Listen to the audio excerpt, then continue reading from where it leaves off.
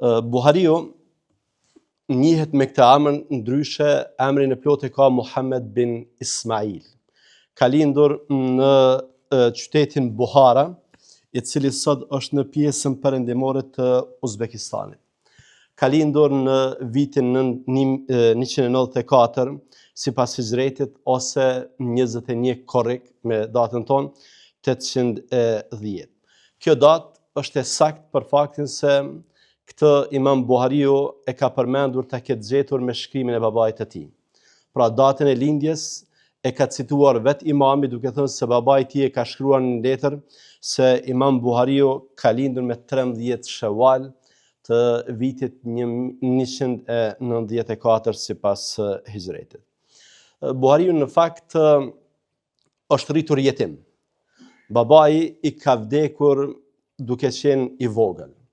Mirë po, Allahu te bareke ve taala na ka treguar në Kur'an famall dhe i dërguar i tij Muhamedi alayhi salatu wassalam në hadithet e tij se pastërtia shpirtërore, fetaria e prindit, vlerat e prindit reflektojnë edhe në edukimin e fëmijëve të tij.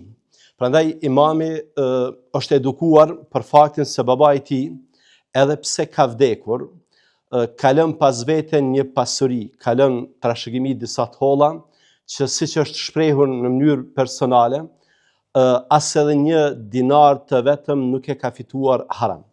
Pra, ato të holla që ja ka lënë gruas së tij, nënës së Buhariut, ajo i ka shfrytzuar dhe ka edukuar të birin, dhe kanë dhënë efekt për faktin se kanë qenë para të fituara halal.